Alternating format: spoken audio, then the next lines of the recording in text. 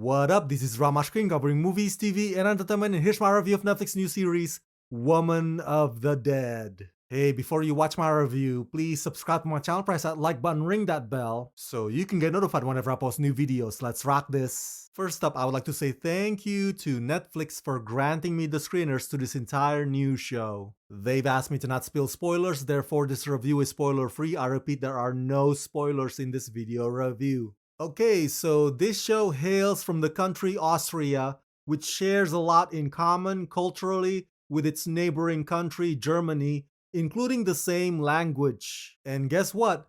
This is a revenge story. Yes. You know we can never get enough of that, and I promise you I'm not being sarcastic about it. Woman of the Dead is a dark, gritty, suspenseful, intoxicating murder conspiracy mystery with a female lead character who's like a poster child for utter persistence. She's a one step back and two steps forward type of gal. A lot of her attitude kinda reminds me of the girl with the dragon tattoo, especially when Bloom rides her Ducati seamlessly. But Bloom is not a hacker. She's not an ex-CIA. She's not some kind of SEAL Team 6. She is a mortician who does have a level of comfort dealing with the dead, and because of that, each and every one of her payback is also messy but direct. This is a terrific, gratifying thriller that does exactly what it's supposed to do.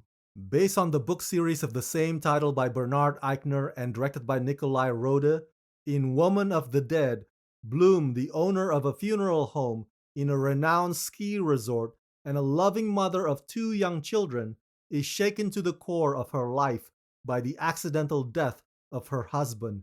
She soon realizes that he was murdered because he was about to uncover terrible secrets. She sets out on a revenge campaign, but in the process turns herself from the hunter to the hunted. Starring Anna Maria Mue, Felix Clare, Yusuf Swade, Britta Hamelstein, and Peter Kurth. So there are a total of 6 episodes, each runs about 45 to 50 minutes long. Every episode is beefy and substantive and with an excellent pacing that doesn't lose your attention. Some of the dialogues on some of the episodes can be a bit sparse and abrupt. The transition from one scene to the next can also feel a bit jerky at times. But I chalk that up to the nature of this show that likes to cut to the chase and go straight to the point. Even when the writers want to help you extrapolate the characters and get a fuller grasp of what they're dealing with, they do it in a way that drives the drama as well as the action that follows immediately after. Now, Bloom is a fascinating character. And since she's an undertaker, the story makes it seem as if she could speak with the dead. Mind you, the dead are not there to help her solve her husband's murder. Oddly enough, they are simply there just for her to bounce theories off of, and sometimes even for moral support.